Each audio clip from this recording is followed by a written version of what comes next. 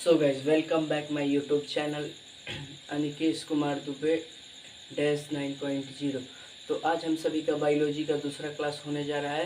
तो मैं आशा करता हूँ आप लोगों को यह क्लास समझ में आए। जिन जिन बच्चों को समझ में आए वो वीडियो को लाइक और चैनल को सब्सक्राइब जरूर से कर दें। तो चलिए बिना समय गंवाए हम लोग आगे बढ़ते हैं। तो हम लोगों को आज क्या पढ़ना है। आज हम लोगों का टॉपिक है आज का प्रकाश संश्लेषण। सबसे पहले उसके पिछले वाले क्लास का रिवीजन कर लेते हैं।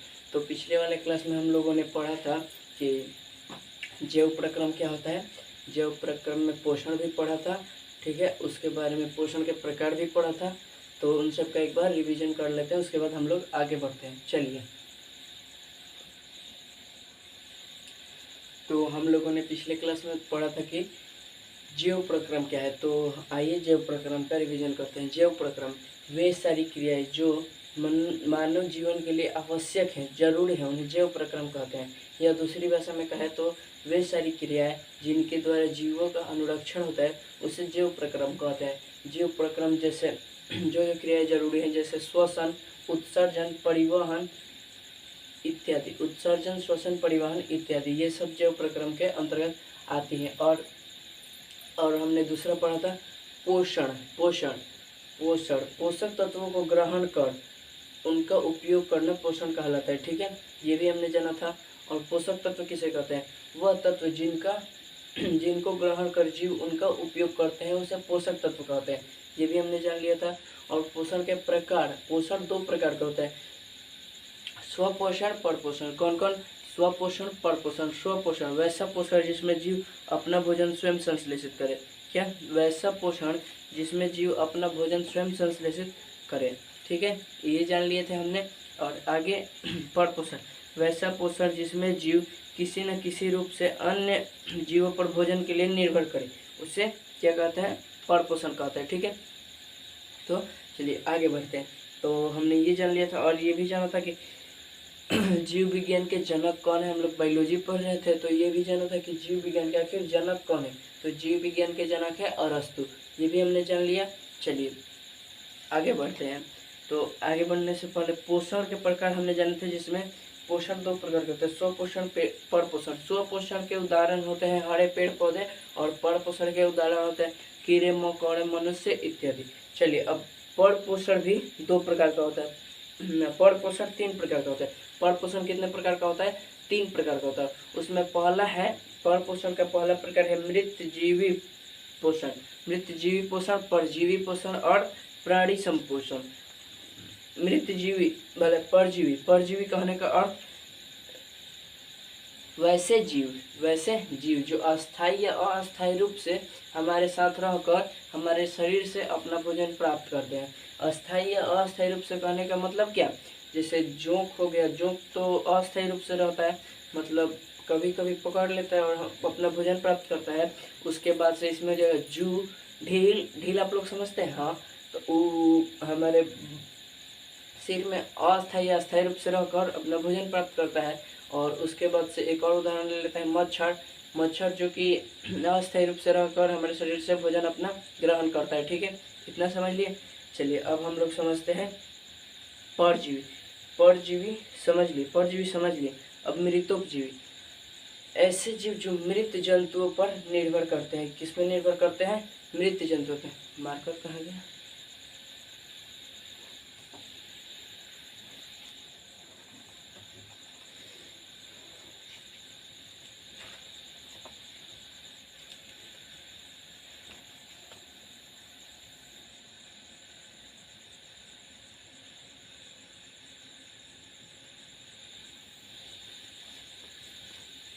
हाँ तो चलिए मिल गया मार्कर।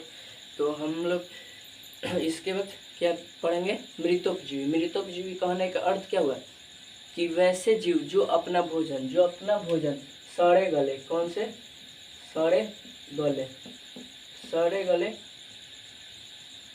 सड़े गले जीव जंतु से प्राप्त करते हैं, ठीक है। वैसे पोषण को क्या कहते हैं? मृतोपजीवी पोषण कहते हैं, जैसे वायरस, विषाणु, कीटाणु इत्यादि हो गया। चलिए अब हम लोगों को क्या पढ़ना है? प्राणी संपोषण। क्या पढ़ना है? प्राणी संपोषण। तो प्राणी संपोषण कहने का अर्थ हुआ पोषण की वह विधि। क्या? पोषण की वह विधि जिसमें जीव अपना भोजन जिसमें जीव अपना भोजन अन्य जीवों के भोजन ग्रहण करने के विधि द्वारा ठोस या तरल के रूप में प्राप्त करते हैं। जैसे जैसे क्या हो गया, कवक, ठीक है, शैवाल, मशरूम।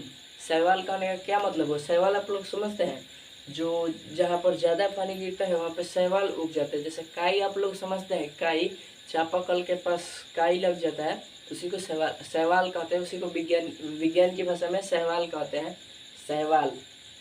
ठीक है, चलिए हम लोगों का रिवीजन हो गया। अब हम आगे बढ़ते हैं। अब हम लोगों को क्या पढ़ना है? प्रकाश संश्लेषण। प्रकाश संश्लेषण करने का मतलब चलिए आपको समझाते हैं। अच्छा, आप लोग ये बताइए, प्रकाश संश्लेषण होता कब है, दिन में कि रात में? तो आप जानते हैं तो बताइए, नहीं तो हम तो बतेबे करेंगे। प्रकाश संश्लेषण आखिर होता कब है, दिन में कि रात में? एक सेकेंड, हम पानी पी लें।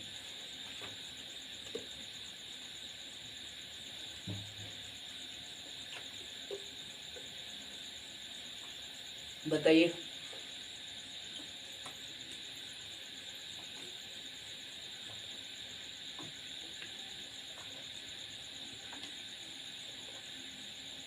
प्रकाश संश्लेषण होता कब है? इनमें से तो कितने बच्चों को ये भी नहीं पता होगा कि आखिर प्रकाश संश्लेषण होता क्या है। चलिए हम आपको बताते हैं। प्रकाश संश्लेषण, प्रकाश संश्लेषण, आप लोग घर पे खाना वाना बनाते हैं, या आप लोगों के घर पे खाना वाना बनता है किचन में, वैसे ही पेड़ पौधों में भी खाना बनता है। किसमें खाना बनता है? पेड़ पौधों में भी। जैसे आप लोगों के घर पे खाना बनता है, किचन में बनता है, वैसे ही पेड़ पौधों का भी खाना बनता है। पेड़ पौधे भी अपना भोजन बनाते हैं, अपना भोजन बनाते हैं। तो आइए इसको समझते हैं बढ़िया से। आप लोगों का भोजन घर पे बनता है, किचन में बनता है, या आप लोगों का भोजन बनता है ना जहाँ पे भी बनता हो, वैसे ही पौधे भी अपना भोजन बनाते हैं। पौधे भी अपना भोजन बनाते हैं। पौधे भोजन बनाते हैं, इसका मतलब क्या हुआ? पौधे भी अपना भोजन बनाते हैं और भोजन करते हैं, और जिससे उनको ऊर्जा मिलती है। क्या मिलती है? ऊर्जा। चलिए आगे समझते हैं। चलिए एक और सवाल हम आप लोगों से पूछते हैं। पौधे, जैसे हम लोग श्वसन करते हैं ना, श्वास लेते हैं और छोड़ते हैं, ठीक है, तो हम लोग कौन सा गैस लेते हैं और कौन सा गैस छोड़ते हैं? तो हम लोग ऑक्सीजन लेते हैं और कार्बन डाइऑक्साइड गैस छोड़ते हैं। तो वैसे ही आप लोग बताइए कि पौधे कौन सा गैस लेते हैं और कौन सा गैस छोड़ते हैं? पौधे कार्बन डाइऑक्साइड लेते हैं कि ऑक्सीजन लेते हैं? कार्बन डाइऑक्साइड छोड़ते हैं कि ऑक्सीजन छोड़ते हैं? आप लोग बताइए, जल्दी बताइए। आप लोग के पास 5 सेकंड का टाइम है। 5, 4, 3, 2, 1, आपका टाइम खत्म। तो पौधे जो होते हैं वो ऑक्सीजन लेते हैं और कार्बन डाइऑक्साइड छोड़ते हैं। पौधे क्या लेते हैं? ऑक्सीजन लेते हैं और कार्बन डाइऑक्साइड छोड़ते हैं। उनको पता था, आप लोग कंफ्यूज होइएगा इसी में। तो कहने का मतलब कि पौधे क्या कार्बन डाइऑक्साइड छोड़ते हैं और ऑक्सीजन लेते हैं। तो कितने बच्चों को भी डाउट होगा कि वो बचपन से पढ़ते आ रहे हैं कि अरे पौधे तो ऑक्सीजन छोड़ते हैं, कार्बन डाइऑक्साइड लेते हैं, ऐसा आप लोग पढ़े हैं ना। तो ये भी गलत नहीं है, हम आपको इसको बढ़िया से समझाते हैं आखिर कब पौधे कार्बन डाइऑक्साइड लेते हैं और ऑक्सीजन छोड़ते हैं, और कब ऑक्सीजन लेते हैं और कार्बन डाइऑक्साइड छोड़ते हैं। चलिए हम आपको बताते हैं।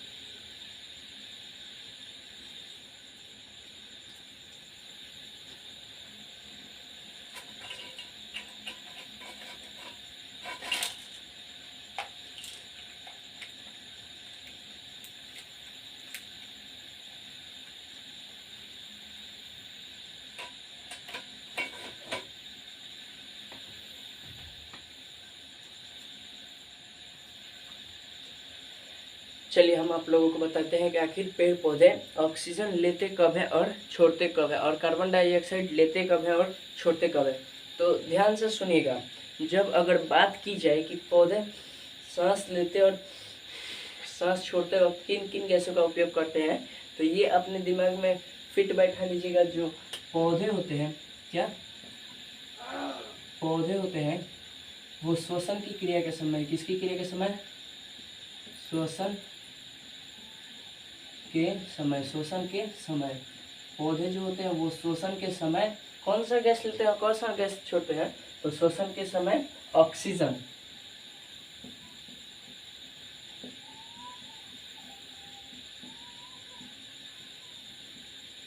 O2, क्या O2, ऑक्सीजन का आने का मतलब O2 लेते हैं और कार्बन डाइऑक्साइड, क्या कार्बन डाइऑक्साइड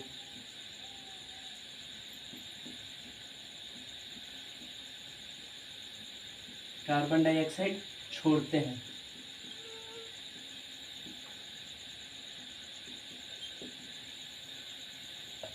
ऑक्सीजन लेते हैं और कार्बन डाइऑक्साइड छोड़ते हैं। तो अब आप लोगों का कॉन्सेप्ट क्लियर कि कब लेते हैं कार्बन डाइऑक्साइड, बोले ऑक्सीजन कब लेते हैं और कब छोड़ते हैं। अब आपका कॉन्सेप्ट क्लियर। तो ये याद रखिएगा कि श्वसन की क्रिया के समय पौधे जो होते हैं वो क्या लेते हैं, ऑक्सीजन लेते हैं और क्या छोड़ते हैं, कार्बन डाइऑक्साइड मुक्त करते हैं। ठीक है, समझ गए? चलिए आगे बढ़ते हैं। तो ये जाना कि श्वसन की क्रिया के समय पौधे ऑक्सीजन लेते हैं और कार्बन डाइऑक्साइड गैस छोड़ते हैं। ठीक है, तो अब ये समझते हैं कि आखिर पौधे ऑक्सीजन कब छोड़ते हैं और कार्बन डाइऑक्साइड गैस कब लेते हैं। तो भोजन, हम लोग कहाँ पे थे, किचन में भोजन बना रहे थे। तो जो आप लोगों के भी घर पे भोजन बनता होगा, वैसे ही पौधे भी भोजन बनाते हैं और पौधे जिस प्रक्रिया द्वारा अपना भोजन बनाते हैं उसी को प्रकाश संश्लेषण कहते हैं। ठीक है, तो चलिए हम लोग समझते हैं पहले पौधे अपना भोजन बनाते कैसे होते हैं। ठीक है, तो पौधे जो होते हैं, पेड़ पौधे, हरे पेड़ पौधे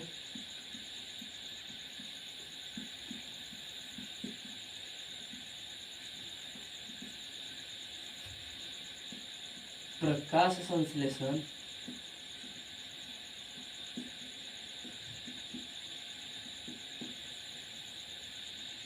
की क्रिया के द्वारा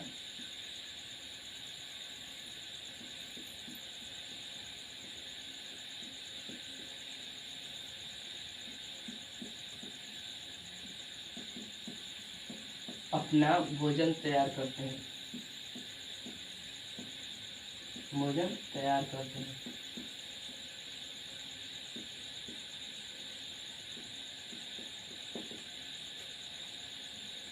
पौधे जो है वो प्रकाश संश्लेषण की क्रिया के द्वारा अपना भोजन तैयार करते हैं। और पौधे जो भोजन अपना तैयार करते हैं वो किस प्रक्रिया द्वारा करते हैं, तो प्रकाश संश्लेषण। प्रकाश संश्लेषण कहने का मतलब देखिए, शुरू में इसमें क्या आ रहा है, प्रकाश आ रहा है, तो प्रकाश। तो चलिए इसको विस्तार से समझते हैं। हरे पेड़ पौधे सूर्य के प्रकाश की उपस्थिति में, और सूर्य कब उपस्थित रहता है, तो दिन में। हरे पेड़ पौधे सूर्य के प्रकाश की उपस्थिति में पृथ्वी से जल एवं वायुमंडल से CO2 लेकर अपना भोजन बनाते हैं। इसी प्रक्रिया को प्रकाश संश्लेषण कहते हैं। प्रकाश संश्लेषण कहने का अर्थ, हरे पेड़ पौधे वायुमंडल से CO2 लेकर और पृथ्वी से जल और सूर्य के प्रकाश की उपस्थिति में अपना भोजन बनाते हैं। इसी को प्रकाश संश्लेषण कहते हैं। तो चलिए, प्रकाश संश्लेषण समझ गए। प्रकाश संश्लेषण कहने का मतलब, प्रकाश संश्लेषण कहने का मतलब कि प्रकाश संश्लेषण आखिर होता क्या है, ये आप समझ गए। प्रकाश संश्लेषण होता क्या है, तो हरे पेड़ पौधे सूर्य के प्रकाश की उपस्थिति में, तो सूर्य कब उपस्थित रहता है, तो दिन में। तो हमने आपसे क्या पूछा था कि प्रकाश संश्लेषण की क्रिया कब होती है, तो प्रकाश संश्लेषण की क्रिया कब होती है, दिन में होती है। कब होती है, दिन में होती है। प्रकाश संश्लेषण की क्रिया कब होती है, दिन में होती है। तो हरे पेड़ पौधे सूर्य के प्रकाश की उपस्थिति में पृथ्वी से जल एवं वायुमंडल से CO2 लेकर जिस प्रक्रिया द्वारा अपना भोजन बनाते हैं उसे ही प्रकाश संश्लेषण कहते हैं। क्या कहते हैं, प्रकाश संश्लेषण। तो चलिए इसकी परिभाषा लिख लेते हैं, प्रकाश संश्लेषण की परिभाषा लिख लेते हैं। तो चलिए हम लिखते हैं परिभाषा। यहाँ पे हम लोग परिभाषा लिख देते हैं, दिख रहा है। चलिए,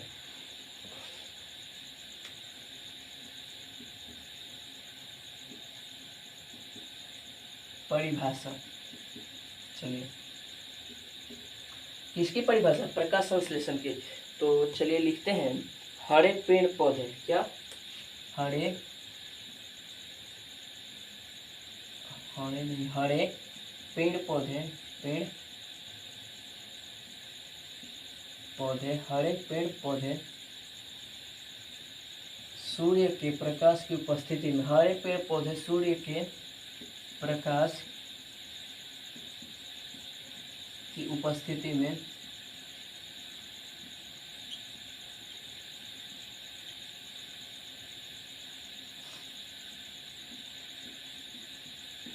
पृथ्वी से जल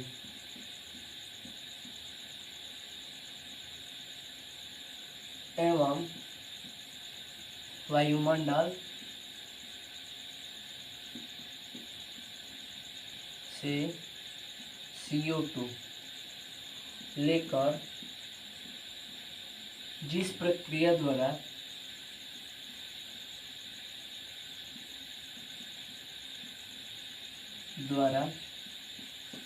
अपना भोजन बनाते हैं,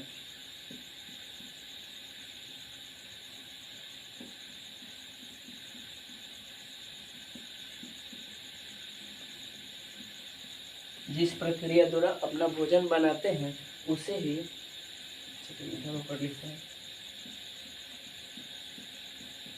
क्या कहते हैं, प्रकाश संश्लेषण कहते हैं।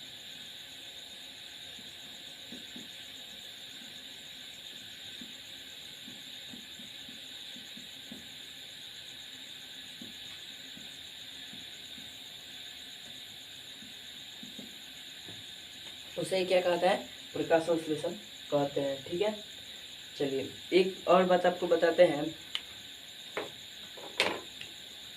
कहाँ थे आप? इसको पहले क्लीन कर देते हैं, चेहरा रहने देते हैं, क्योंकि इसी टॉपिक पे तो अभी चर्चा चल रही है। तो यहाँ पे हरे लिख देते हैं। तो हम लोग क्या जाने कि प्रकाश संश्लेषण की परिभाषा क्या है। तो प्रकाश संश्लेषण कहने का मतलब पौधे जिस प्रक्रिया द्वारा अपना भोजन बनाते हैं उसी को प्रकाश संश्लेषण कहते हैं। तो उसी की परिभाषा जानते हैं। तो देखिए, हरे पेड़ पौधे सूर्य के प्रकाश की उपस्थिति में पृथ्वी से जल कहने का मतलब पेड़ पौधे तो अब उनके पास तो हाथ पैर है नहीं कि वो जाकर चापाकल चलाकर पानी या मोटर चालू करके पानी लेके आएंगे। ठीक है, तो पृथ्वी से जल कहने का मतलब अपने जड़ों के द्वारा जो पृथ्वी मिट्टी होती है उसके अंदर से तने अपने जड़ों के द्वारा वो जल अवशोषित करते हैं। ये जो मान लीजिए ये पेड़ हो गया,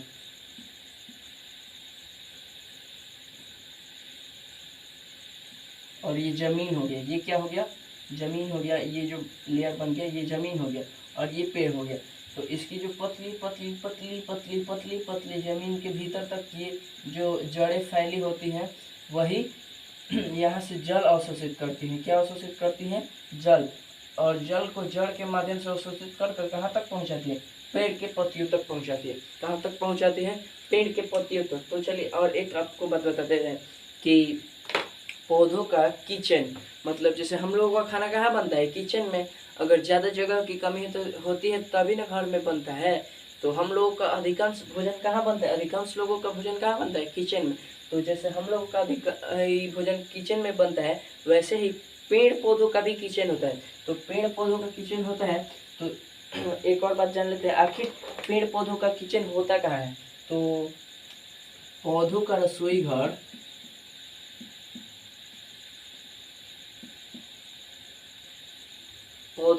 घर किचन को हिंदी में क्या कहते हैं? रसोई घर ही। किचन को हिंदी में रसोई घर। पौधों का रसोई घर किचन पत्तियों को कहा जाता है। किसको कहा जाता है? पत्तियों को।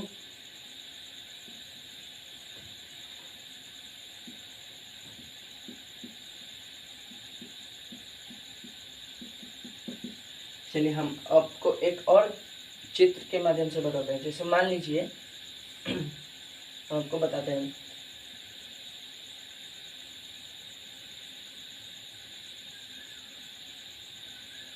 ये गमला हो गया, ठीक है।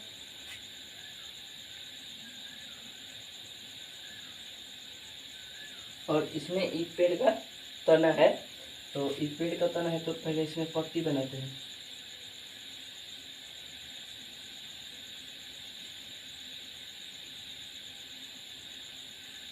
एक सेकंड, इसको बड़ा करके आपको समझाते हैं, ऐसे समझ में नहीं आएगा, तो चलिए इसको बड़ा करते हैं।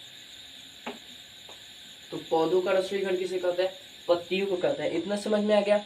चलिए स्क्रीनशॉट ले लीजिए। ले लिए, चलिए आगे बढ़ते हैं। तो इसको सबसे पहले क्लीन करते हैं।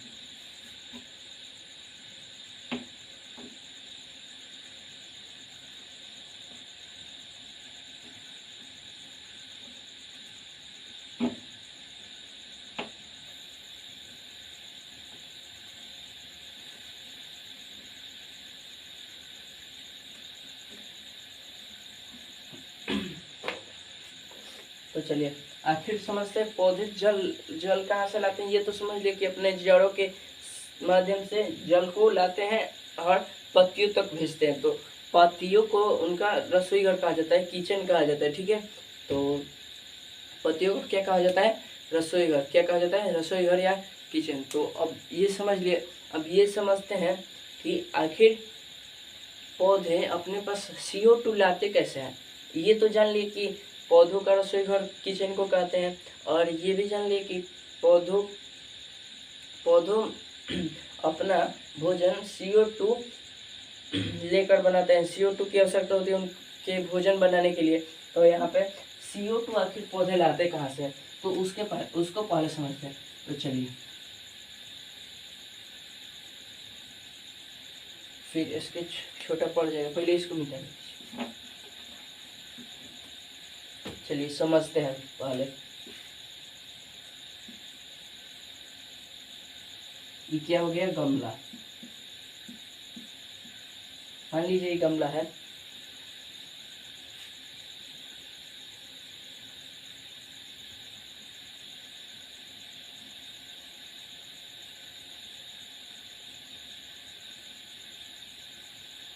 ये इसका पत्ती है, ठीक है, पेड़ का पत्ती है। चलिए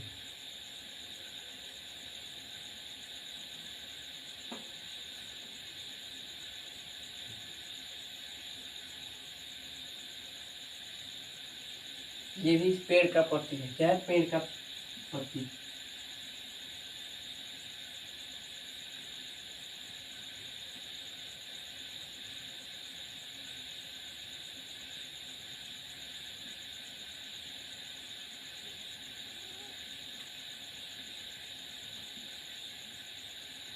चलिए इसको पेड़ का पत्ती बना देते हैं।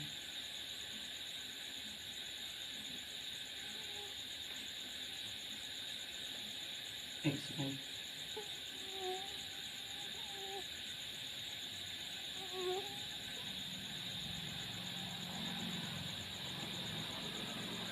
ये क्या हो गया? हम लोग का पेड़ का पत्ती हो गया। और यहाँ पे इसको एक ऐसे बना लेते हैं।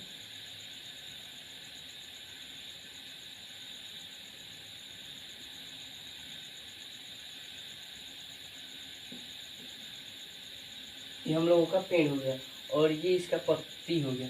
ये क्या हो गया? इसका पत्ती हो गया। ये गमला है, ये पेड़, ये पत्तियां।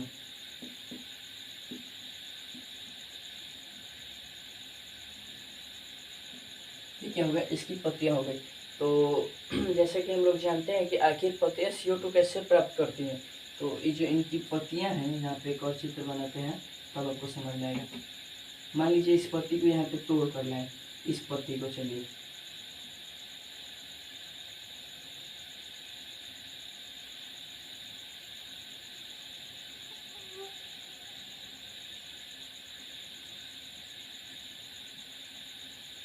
यहाँ से एक पत्ती को हम लोग क्या किए? तोड़ के लाए, ठीक है।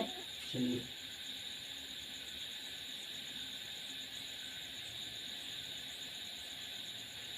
हम लोग पत्ती को एक तोड़ के लाए। तो ये जो पत्ती होती है, यहाँ पे इन पत्तियों के बीच महीन महीन छोटे छोटे छिद्र पाए जाते हैं। इन पत्तियों के बीच क्या पाए जाते हैं? इन पत्तियों के बीच में, इन पत्तियों पे महीन महीन छोटे छोटे छिद्र पाए जाते हैं, जिन्हें स्टोमाटा या रंध्र कहते हैं। जिन्हें इंग्लिश में स्टोमाटा या हिंदी में रंध्र कहते हैं। उन्हें स्टोमाटाओं के द्वारा इनका गैसों का आदान प्रदान होता है। मतलब ऑक्सीजन को दिन में छोड़ती है, मतलब प्रकाश संश्लेषण की क्रिया के दौरान, और कार्बन डाइऑक्साइड को ग्रहण करते हैं। तो ये जो स्टोमाटा है, इस पे छिद्र पाए जाते हैं छोटे छोटे। तो मान लीजिए इस पत्ती का यहाँ पे एक काटा हमने, इस पत्ती का एक अनुप्रस्थ काट ले लिया, इतना दूर का हमने पत्ती का अनुप्रस्थ काट ले लिया, मतलब अनुप्रस्थ काट करने का मतलब एक छोटा सा टुकड़ा, तो इतना दूर हमने काट लिया पत्ती का। देख लीजिए ये काटा तो ये पत्ती कुछ ऐसे ही ना दिख रहा है, ठीक है। तो ये जो पत्ती होती है उस इस पत्ती में लगभग में हजारों में की संख्या में स्टोमाटा होंगे। जैसे मान लीजिए हमारे हाथ में छिद्र है, ये जो हमको नग्न आंखों से नहीं दिखाई देता है, अगर सूक्ष्मदर्शी से देखेंगे तो बहुत दिखाई देगा। तो ये जो हाथों पे छिद्र है वो नहीं दिखाई देता, वैसे ही पत्तियों पे स्टोमाटा होता है। तो स्टोमाटा अधिक अधिक होते हैं, बहुत अधिक होते हैं। तो एक स्टोमाटा का चित्र कैसा होता है, जब उसको सूक्ष्मदर्शी से देखा गया है तो स्टोमाटा का चित्र आपको दिखाते हैं।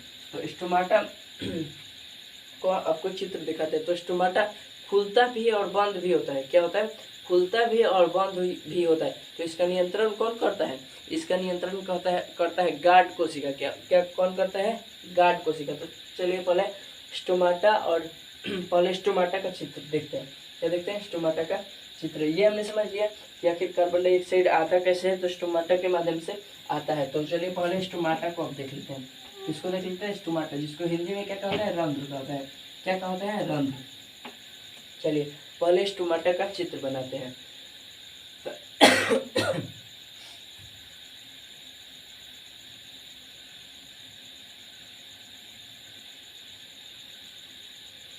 पहले हम लोग क्या बनाते हैं, स्टोमाटा का स्केच बनाते हैं। क्या बनाते हैं, स्केच।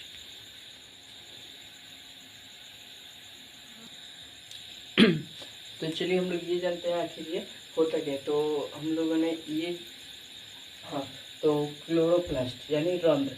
तो ये जो है ये सूक्ष्मदर्शी के द्वारा देखा गया, तो इसका चित्र मिला हमको, किसका, रंध्र का। ये जो है रंध्र का चित्र, ये जो मतलब अनुप्रस्थ काट का चित्र है। तो अनुप्रस्थ काट है, जो हमने बोला था ना कि पत्ती का अनुप्रस्थ काट लेंगे, तो उस पत्ती का अग्र का अनुप्रस्थ काट है। तो अनुप्रस्थ काट में हमने ये देखा कि ये हमको रंध्र मिला, जिसके द्वारा गैसों का आदान प्रदान हुआ।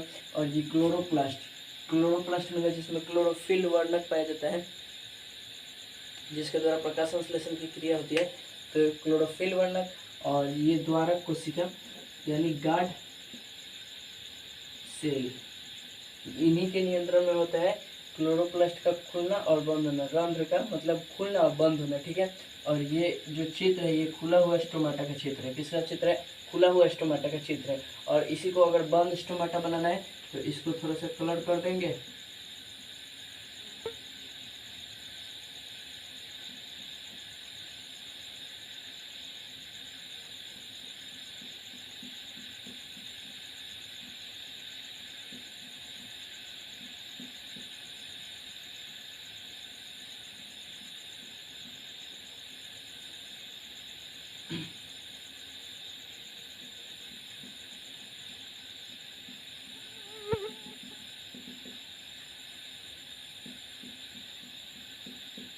ये हो गया आपका बंद स्टोमाटा। क्या हो गया, बंद स्टोमाटा हो गया। क्या हो गया, बंद स्टोमाटा। ठीक है, चलिए इतना समझ लिए, आगे बढ़ते हैं। अब जो ये होता है इसकी साइड में बॉर्डर भी होता है। क्या होता है, बॉर्डर भी होता है। तो वो हम देना शायद भूल गए। चलिए नहीं तो आप लोग कहिएगा कि गलत है, ये पढ़ा रहे हैं।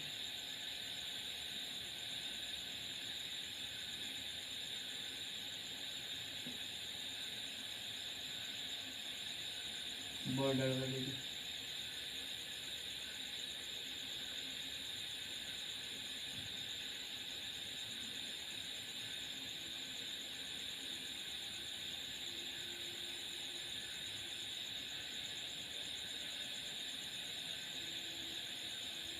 ये हमारा बंद स्टोमाटा, और उसके पहले जो था वो खुला स्टोमाटा था। ये बॉर्डर दोनों पे रहता है, ठीक है, इतना समझ लिए। चलिए अब समझते हैं प्रकाश संश्लेषण के बारे में पूरा विस्तार से, ठीक है। तो गैसों का आदान प्रदान किसके द्वारा होता है, रंध्रों के द्वारा। किसके द्वारा होता है, रंध्रों के द्वारा। इतना समझिए, चलिए आगे बढ़ते हैं।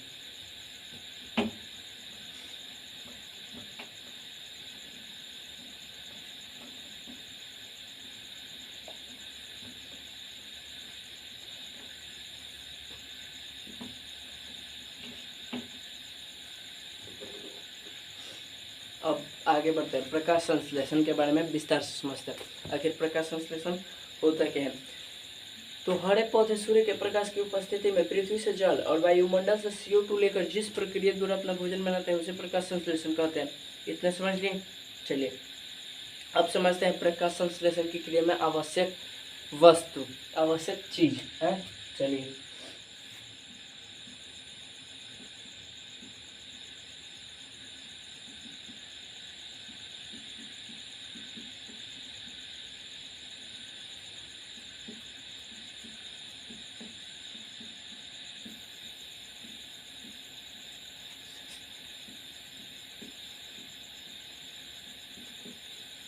प्रकाश संश्लेषण की क्रिया में आवश्यक सामग्री।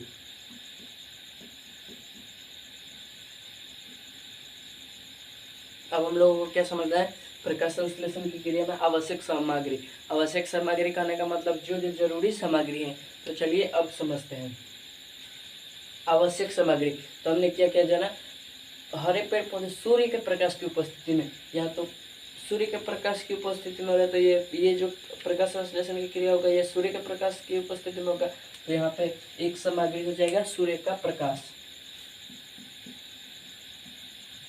सूर्य का प्रकाश। और हमने पढ़ा सूर्य के प्रकाश की उपस्थिति में वायुमंडल से क्या लेकर, CO2 लेकर। तो यहाँ पर एक सामग्री हो जाएगा CO2, यहाँ पर हो जाएगा CO2।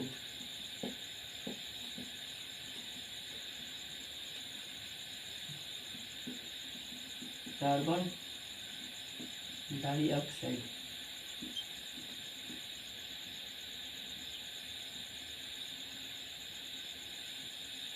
क्या आ जाएगा, कार्बन डाइऑक्साइड। और हरे पेड़ पौधे सूर्य के प्रकाश की उपस्थिति में पृथ्वी से जल, और इसमें एक और सामग्री क्या हो जाएगा, जल। यहाँ पे हो जाएगा जल, जल जिसका सूत्र क्या होता है O2, ठीक है, जल। और दूसरा और एक लास्ट इसमें एक और चौथी सामग्री हो जाएगा क्लोरोप्लास्ट, जो क्लोरोफिल जो क्लोरोप्लास्ट में पाया जाता है। इसी के कारण पत्तियों का रंग हरा होता है। चलिए हम आपसे पूछेंगे, ये जो पौधा है, पौधा इसके पत्ती का रंग हरा क्यों है। तो क्योंकि इसमें क्लोरोफिल है। क्या है, क्लोरोफिल है। इसमें क्या है, क्लोरोफिल है।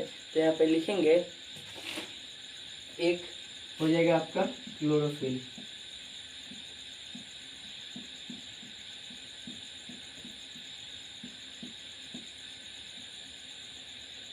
क्या हो गया, क्लोरोफिल। ठीक है, चलिए इतना समझ लिए तो कॉन्सेप्ट क्लियर। हाँ, तो जिन जिन बच्चों को वीडियो अच्छी लगे चैनल को सब्सक्राइब और एक लाइक जरूर से कर लें। तो चलिए आगे बढ़ते हैं। यहाँ पे प्रकाश संश्लेषण के लिए आवश्यक सामग्री या आवश्यक चीज, आवश्यक सामग्री या चीज, ठीक है। तो पहल का हो जाएगा सूर्य का प्रकाश, दूसरा का हो जाएगा कार्बन डाइऑक्साइड, और तीसरा हो जाएगा जल, और चौथा हो जाएगा क्लोरोफिल, क्लोरोफिल। तो सूर्य का प्रकाश, जल सूर्य का प्रकाश, कार्बन डाइऑक्साइड गैस, जल, क्लोरोफिल। इसको आगे पीछे आप लिख सकते हैं, वो आप पे डिपेंड करता है कि आप कैसे लिख रहे हैं। ठीक है, चलिए इतना समझ लिया। हाँ, तो कार्बन डाइऑक्साइड, कार्बन डाइऑक्साइड जरूरी है। तो किसी को पता है कि वायुमंडल में कार्बन डाइऑक्साइड कितना % है, वायुमंडल में कार्बन डाइऑक्साइड कितना % है। चलिए जिनको पता है बताइए, नहीं तो हम बताइए करेंगे।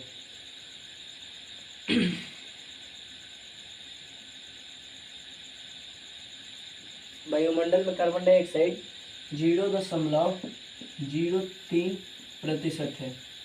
क्या है, CO2 वायुमंडल में, वायुमंडल में CO2 कितना है, 0.03% है। ठीक है, चलिए इतना समझ लिए। चलिए अब एक प्रयोग समझते हैं। ठीक है, चलिए एक बात बताना ही भूल गए, ये जो प्रकाश संश्लेषण वाला टॉपिक है इसको आप बहुत बढ़िया से याद कर लीजिएगा, क्योंकि ये आपके एग्जाम में बहुत बार पूछा है और ये पूछबे करता है। इसको आप कहाँ रखिएगा, VVA की लिस्ट में रखिएगा।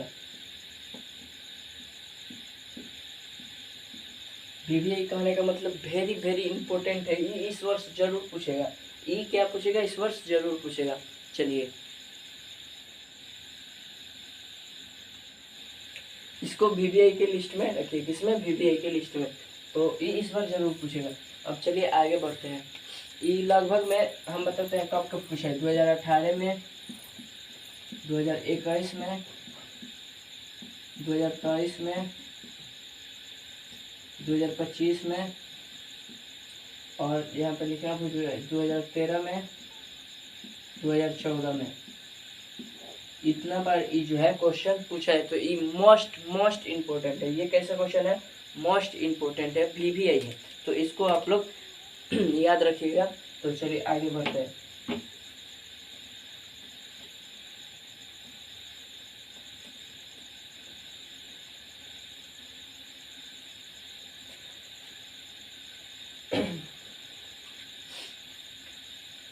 अगला हमारा टॉपिक है कि प्रकाश संश्लेषण की क्रिया के लिए सूर्य का प्रकाश आवश्यक है। इसको प्रमाणित करना है, यानी साबित करना है कि सूर्य का प्रकाश प्रकाश संश्लेषण की क्रिया के द्वारा क्रिया के लिए आवश्यक है।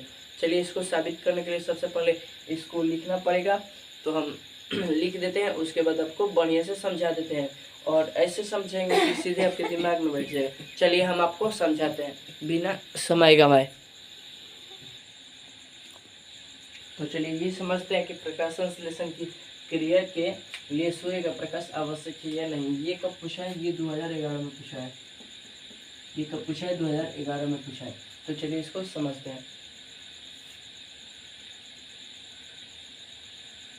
क्या पूछा है, सूर्य का प्रकाश प्रकाश संश्लेषण की क्रिया में सूर्य का प्रकाश आवश्यक है, प्रमाणित कीजिए। प्रकाश संश्लेषण की क्रिया में सूर्य का प्रकाश आवश्यक है, प्रमाणित कीजिए। तो हम लोग लिखेंगे,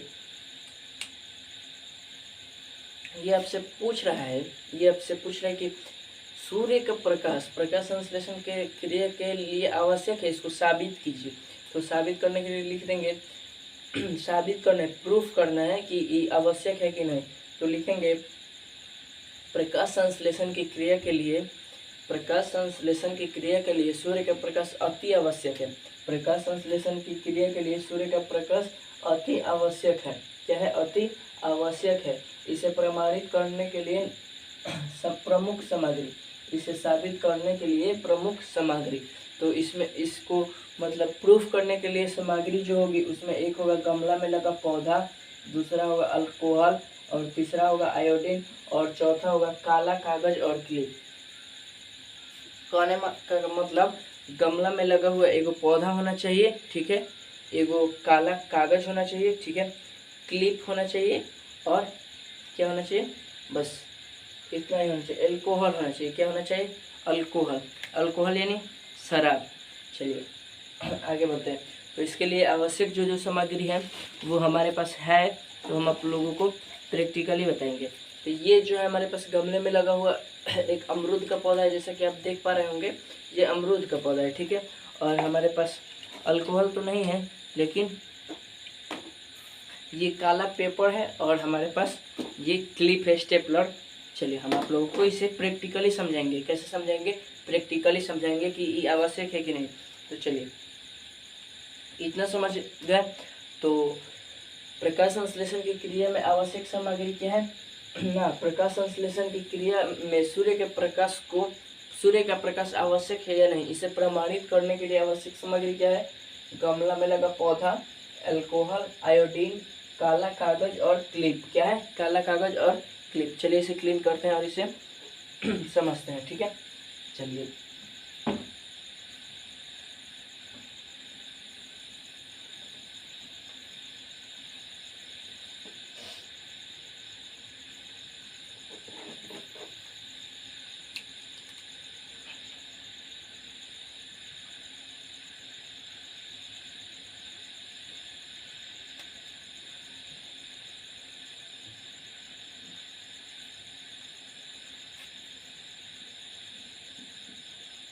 तो प्रमाणित करने के लिए अब जो सामग्री लिए थे उसे प्रूफ करेंगे कि ये आवश्यक है, बहुत आवश्यक है, ठीक है। तो सबसे पहले लिखेंगे गमले में लगाए हुए पौधे को 2 से 3 दिन के लिए अंधेरे कमरे में रखेंगे ताकि वो स्टार्च रहित हो जाए, मतलब उसमें से स्टार्च खत्म हो जाए। ठीक है, तो चलिए उसी को यहाँ पे लिख देंगे। जो गमला में हमने पौधा लगाया था उसको अंधेरे कमरे में 2 से 3 दिन के लिए रखेंगे। कितने दिन के लिए? 2 से 3 दिन के लिए रखेंगे। चलिए लिखते हैं, गमले में लगे, गमले में क्या? गमले में लगे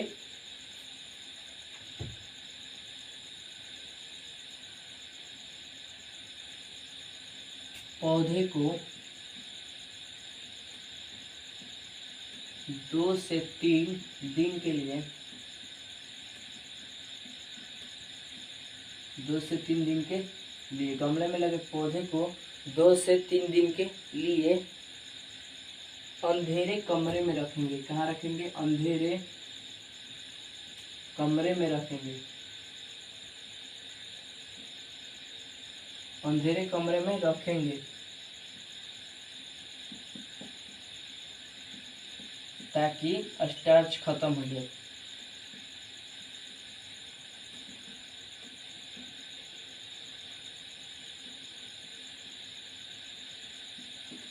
चलिए हम लोगों ने क्या यहाँ पे लिखा है कि गमले में लगे पौधे को, कहा गमले में लगे पौधे को 2 से 3 दिन के लिए अंधेरे कमरे में रखेंगे ताकि स्टार्च खत्म हो जाए। तो ये जो हमारे पास है गमले में लगा हुआ पौधा, इसको 2 से 3 दिन के लिए एक अंधेरे कमरे में रखेंगे ताकि स्टार्च खत्म हो जाए। इसे 2 से 3 दिन के लिए अंधेरे में रखेंगे ताकि स्टार्च खत्म हो जाए। चलिए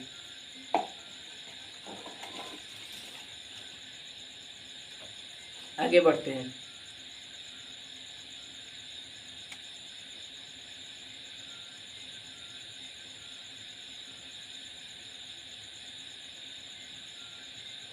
हाँ, तो अब लिखते हैं जो उसका पत्ती है, जो उसका पत्ती, चलिए आपको दिखाते हैं।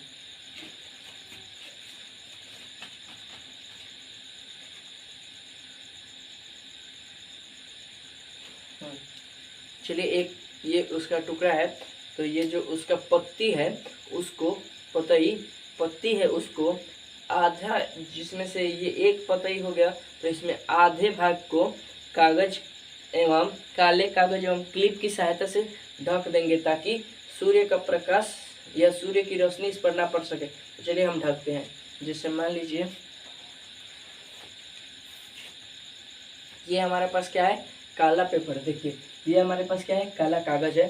तो इसको सबसे पहले हमें यहाँ से ढकेंगे आधे भाग पे।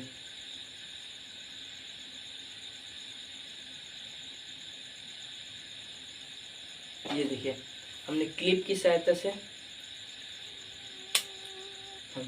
चलिए हमने क्लिप की सहायता से इसके आधे भाग को ढक दिया। एक और क्लिप लगा लेते हैं ताकि ये फिक्स हो जाए, बढ़िया से बैठ जाए।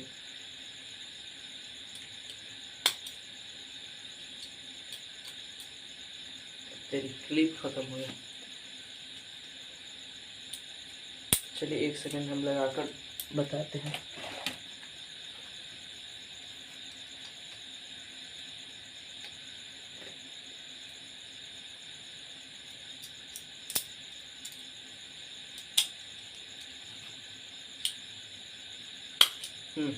तो इसको देखिए काले कागज से हमने ऐसे क्लिप की सहायता से आधा पत्ती को ढक लिया है। आधा पत्ती को क्या कर लिया? ढक लिया है। और आधे पत्ती को ढक लिया, क्यों ढका है? ताकि इस पर सूर्य की रोशनी ना पड़ सके। इसी को यहाँ पे उठा के रख देंगे। तो यहाँ पे क्या लिखेंगे? स्केच कहाँ है?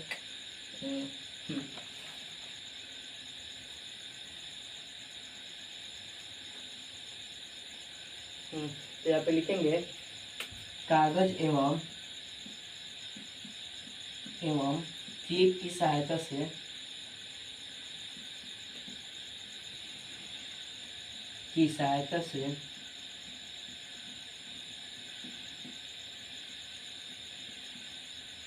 पत्ती के आधे हिस्से को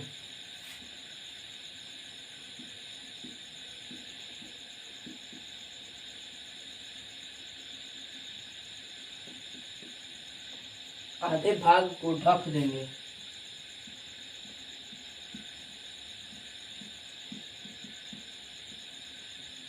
क्या करेंगे, ढक देंगे। क्यों ढकेंगे, ताकि उस पर सूर्य की रोशनी ना पड़ सके।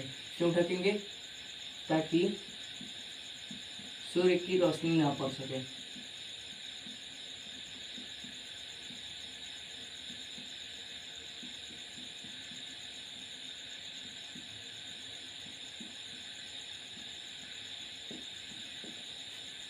क्यों ढकेंगे, ताकि उस पर सूर्य की रोशनी न पड़ सके। चलिए, कागज एवं क्लिप की सहायता से पत्ती के आधे वाले भाग को ढक लेंगे ताकि उस पर सूर्य की रोशनी ना पड़ सके। जैसे कि हमने यहाँ पे ढक ले, ये टुकड़ा है आपको बता रहा है, और ये जो गमले में पौधा है आपको दिखाते हैं, एक सेकंड। ये जो गमले में पौधा है, इसकी सहायता से हम क्या करेंगे, प्रैक्टिकल करेंगे। और ये हमने एक पेड़ पे से उसका डंठल तोड़ा है आपको प्रैक्टिकली दिखाने के लिए, ठीक है। चलिए, क्लिप की सहायता से व्यवस्थित कर लिया ताकि इस पर सूर्य की रोशनी न पड़े, ठीक है। आखिर काला ही क्यों किया, ताकि काले पेपर के आर पार नहीं देख सकते। यानी देखिए, सूर्य का प्रकाश इससे इधर आ रहा है, आप लोग देखिए, और पत्ती आपको देख रहे होंगे, लेकिन सूर्य का प्रकाश नहीं आ रहा है। चलिए आगे बढ़ते हैं। तो ताकि सूर्य की रोशनी न आए, पत्ती को इस प्रकार से क्लिप एवं कागज की सहायता से ढक लेंगे ताकि सूर्य की रोशनी ना पड़ सके, ठीक है। चलिए आगे बढ़ते हैं, आगे बढ़ते हैं। उसके बाद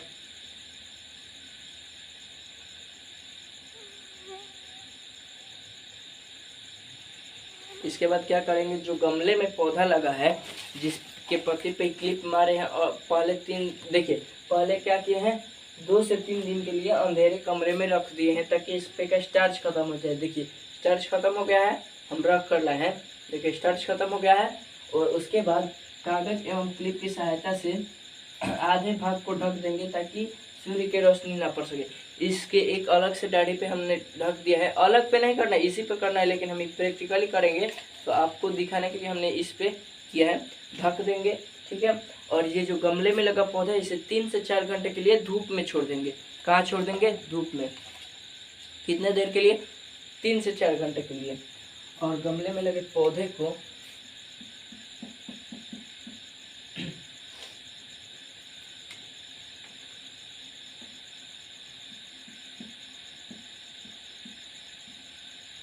गमले में लगे पौधे को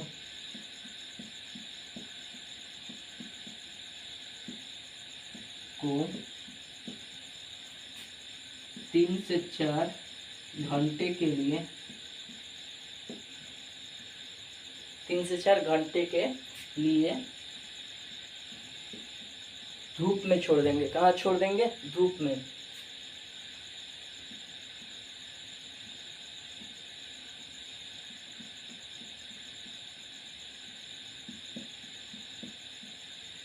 कहाँ छोड़ देंगे, धूप में छोड़ देंगे।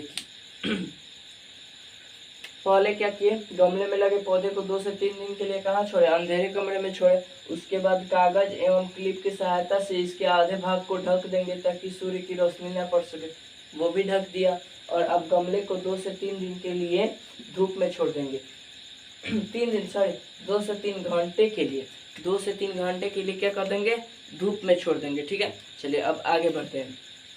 अब आगे क्या कह रहा है, धूप में छोड़ देंगे।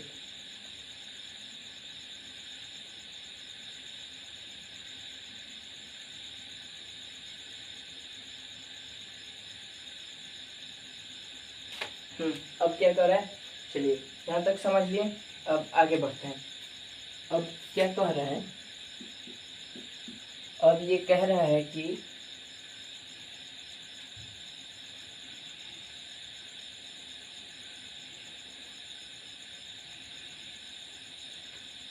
अब क्या कह रहा है, पत्ती को तोड़कर, जो पत्ती पे क्लिप मारा था उसको तोड़कर, पत्ती को तोड़कर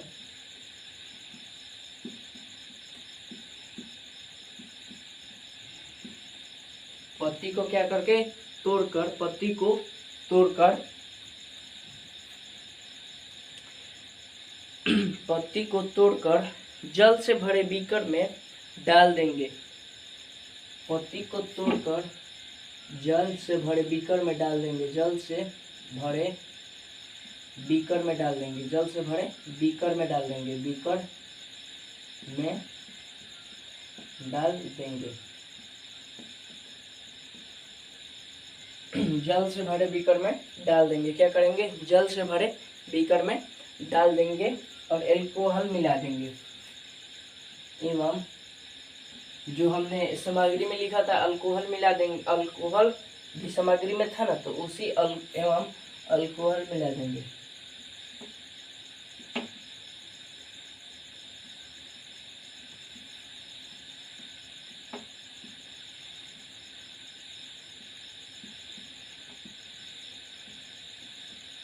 और एल्कोहल मिलाकर गर्म कर देंगे। क्या करेंगे?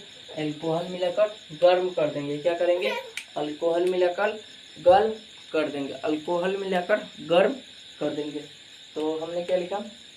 सबसे पहले गमले को 2 से 3 दिन के लिए अंधेरे कमरे में रख देंगे ताकि स्टार्च खत्म हो जाए।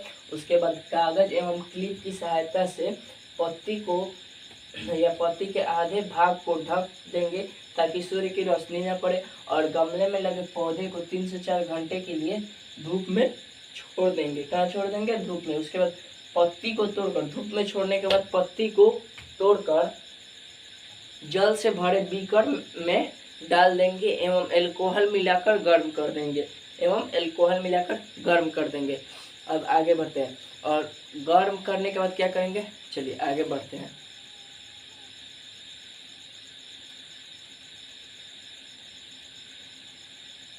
हाँ, अब क्या करेंगे? अब इस पत्ती पे अब क्या करेंगे? इस पत्ती पे, चलिए इसको मिटाते हैं। यहाँ तक समझ में आ गया? चलिए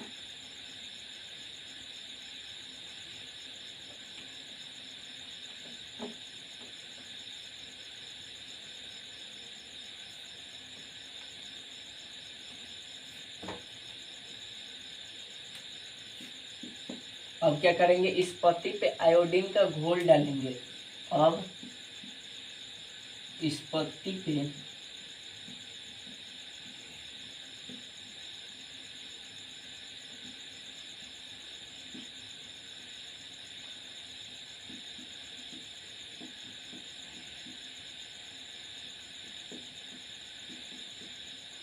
अब इस पत्ती पे क्या करेंगे?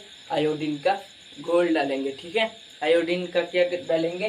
घोल डालेंगे। हालांकि आयोडीन नमक में भी होता है लेकिन बहुत कम मात्रा में होता है। तो क्या करेंगे? आयोडीन का घोल डालेंगे। क्या करेंगे? आयोडीन का घोल डालेंगे।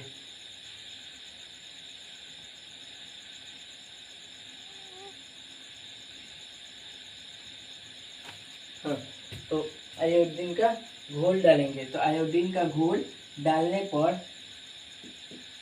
डालने पर डालने पर यह पता चलता है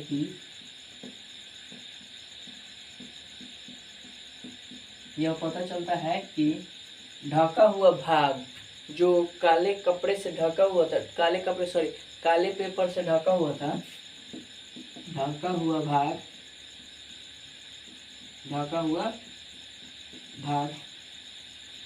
जो ढका हुआ भाग था वो सफेद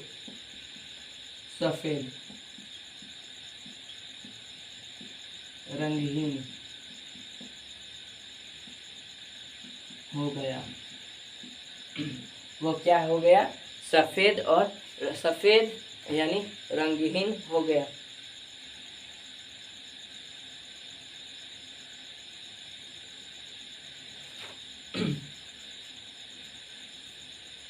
क्यों रंगहीन हो गया?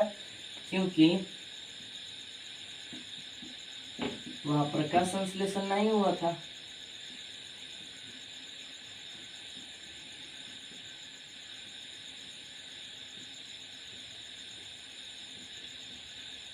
वहाँ प्रकाश संश्लेषण नहीं हुआ था। क्या नहीं हुआ था? प्रकाश संश्लेषण नहीं हुआ था। और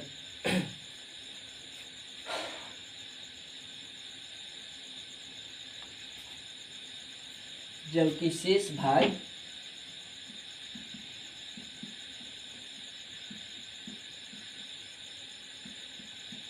जबकि शेष भाग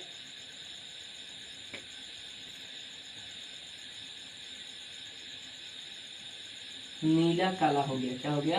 नीला काला हो गया, क्योंकि क्योंकि उस भाग पे प्रकाश संश्लेषण क्रिया हुई थी, क्योंकि वहां प्रकाश संश्लेषण हुआ था। क्योंकि वहां क्या हुआ था? प्रकाश संश्लेषण हुआ था। क्या हुआ था? प्रकाश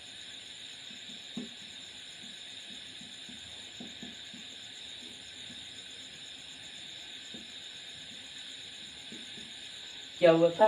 प्रकाश संश्लेषण हुआ था। इतना समझ लिए? चलिए इसको अब हम प्रैक्टिकली समझाते हैं। तो सबसे पहले क्या किया गया था?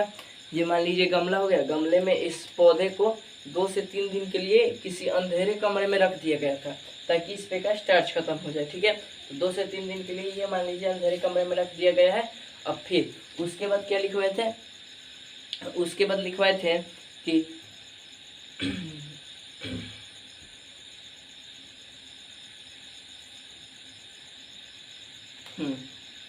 उसके बाद लिखवाए थे कि पत्ती का जो ये पत्ती है, इसके आधे भाग पर काले कपड़े एवं क्लिप की सहायता से इस प्रकार ढक दिया जाए ताकि इस पर सूर्य का रोशनी ना पड़े। ठीक है, तो इसमें मैंने ढक दिया, देख सकते हैं आप यहाँ पे ढक दिया। ठीक है, और उसके बाद लिखवाए थे कि इस पौधे को 2 से 3 घंटे के लिए धूप में रख दिया जाए। तो 2 से 3 घंटे के लिए इस पौधे को धूप में भी रख दिया, और उसके बाद इस पौधे को 2 से 3 घंटे के लिए धूप में रख दीजिए। चलिए धूप में भी रख लिया। उसके बाद क्या कहा था?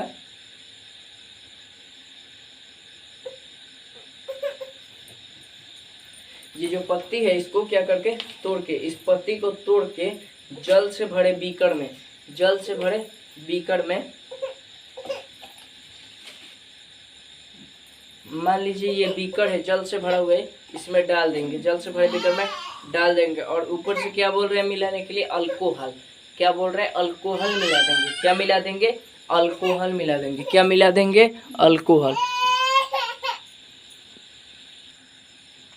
तो ये जो पत्ती है इसको जल से भरे बीकर में डालेंगे। ये जल से मान लीजिए भरा हुआ है, इस बीकर में इस पत्ती को डाल दिया, और क्या किया? ऊपर से अल्कोहल मिला देंगे। मान लीजिए ये अल्कोहल है, तो इसको इसमें मिला दिया। क्या किया? मिला दिया। ठीक है, चलिए मिला दिया, और इसको तेज आंच पर उबाल लिया। ये मान लीजिए ये आंच है, और इस पे इसको रख दिया। ये मान लीजिए उबल रहा है, उबल गया। ठीक है, ये उबल गया, और उबालने के बाद इस पत्ती को निकाल कर, उबालने के बाद क्या करके इस पत्ती को निकाल कर, और ये जो ढका था उसको हटा देंगे, इसको हटा देंगे। ये जो ढका गया था ब्लैक वाले से, इसको हटा देंगे। क्या करेंगे? हटा देंगे। ठीक है, चलिए ये मैंने हटा दिया, ये जो ब्लैक से ढका हुआ था इसको हटा दिया। चलिए हटा दिया। उसके बाद इस पे क्या डालेंगे? आयोडीन का घोल। ये मान लीजिए आयोडीन का घोल है, इस पे डालेंगे, इस पे डाल दिया आयोडीन का घोल, डाल दिया। इस पे आयोडीन का घोल डाल दिया। ये क्या हुआ? इस पे आयोडीन का घोल डाले। आयोडीन का घोल डाले तो हमने ये पाया कि ये जो जितना दूर हमने ये पाया कि जितना दूर ये काले पार्ट से ढका हुआ था वो सफ़ेद रंगहीन हो गया। मान लीजिए इतना दूर काले पार्ट से ढका हुआ तो वो सफ़ेद रंगहीन हो गया, और ये जो शेष का भाग था ये काला और नीला हो गया। कैसा हो गया? काला और नीला हो गया। यही तो ये प्रयोग कर रहे हैं। अतः इससे यह साबित होता है क्या? अतः इससे यह साबित होता है, ये अब हमें पत्ते का कोई काम नहीं है। चलिए अब हम यहाँ पे लिखेंगे अतः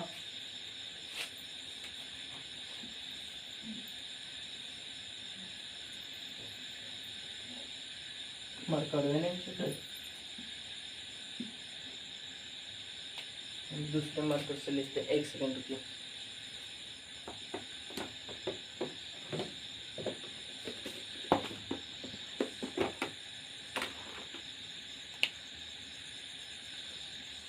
तो लिखेंगे अतः, क्या लिखेंगे? अतः इससे साबित होता है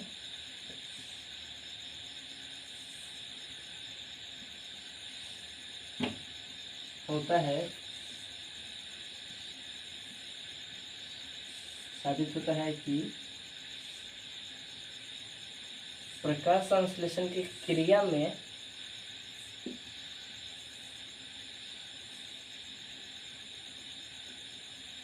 प्रकाश संश्लेषण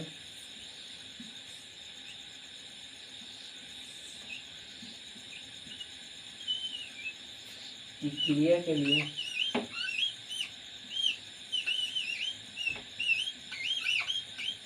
के लिए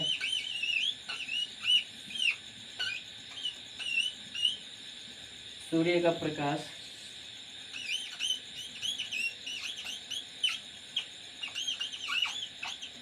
सूर्य का प्रकाश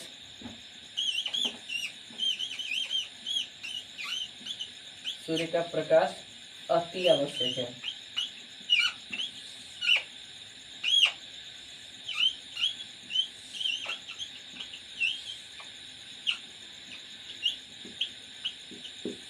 अति क्या है, आवश्यक है। ठीक है, इतना समझ में आ गया। चलिए इसके बाद का है टॉपिक, सिद्ध कीजिए, क्या कीजिए, सिद्ध कीजिए कि प्रकाश संश्लेषण की क्रिया में, या साबित कीजिए प्रकाश संश्लेषण की क्रिया में क्लोरोफिल आवश्यक है। क्या है, क्लोरोफिल आवश्यक है, और कार्बन डाइऑक्साइड आवश्यक है, और ऑक्सीजन आवश्यक है। ये तीनों को प्रूफ करना है, इसको हम लोग प्रूफ करते हैं। चलिए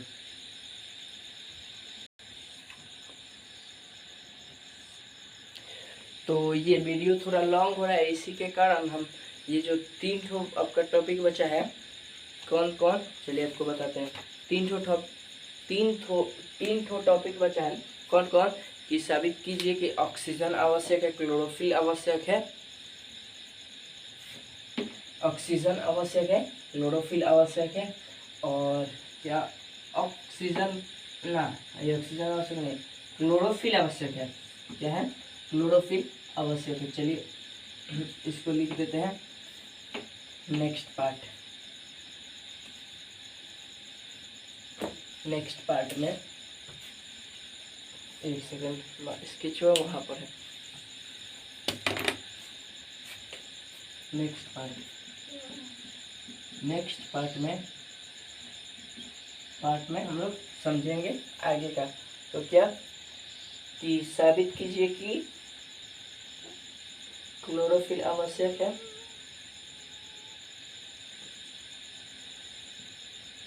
क्या है, साबित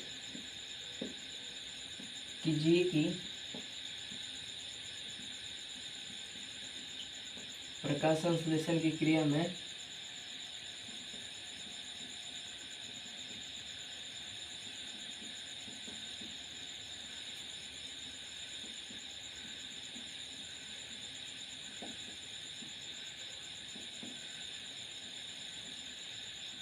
क्लोरोफिल आवश्यक है। क्या है, क्लोरोफिल आवश्यक है।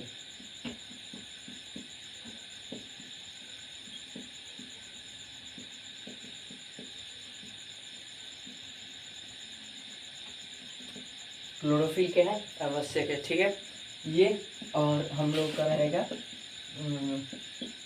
एक और टॉपिक था, क्या है,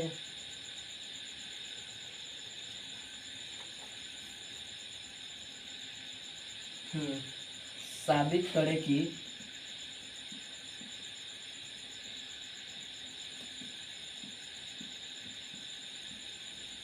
प्रकाश संश्लेषण की क्रिया में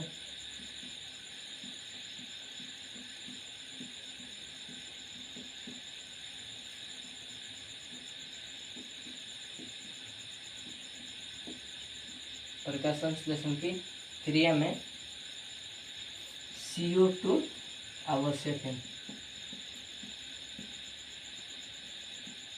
और एक और है,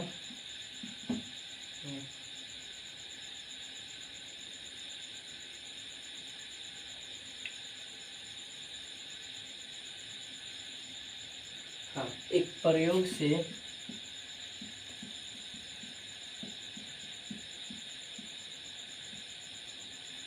प्रमाणित करें कि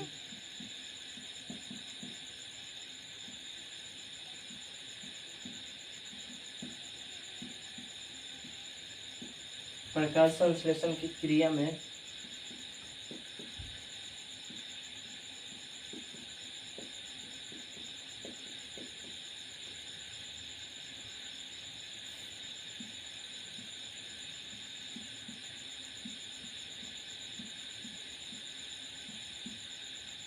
साबित करें कि प्रकाश संश्लेषण की क्रिया में O2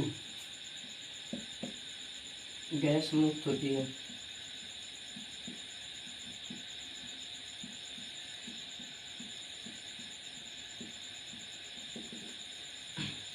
माफ करिएगा, ये सभी क्लास में क्लास बोल रहा हूँ, ये सभी टॉपिक मैं आज ही कराने वाला था, लेकिन वीडियो थोड़ा ज़्यादा लॉन्ग हो जाएगा तो दिक्कत हो जाएगा आगे चल के, तो इसीलिए मैं ये सब टॉपिक पार्ट 3 में करवाऊँगा। किस में करवाऊँगा? पार्ट 3 जो कल बनाऊँगा। तो पार्ट 3 जो होगा वो थोड़ा लगभग में कितने मिनट का होगा? 40 मिनट का होगा, 40 मिनट का होगा, ठीक है। पार्ट 3 जो होगा वो 40 मिनट का होगा।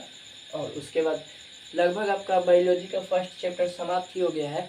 एक टॉपिक ये इतना पढ़ाएंगे, उसके बाद समझाएंगे जीवों में पोषण। क्या समझाएंगे? जीवों में पोषण। उसके बाद समाप्त हो जाएगा, मतलब 4 पार्ट तक, 5 पार्ट तक समाप्त हो जाएगा। चलिए, इसी के साथ धन्यवाद।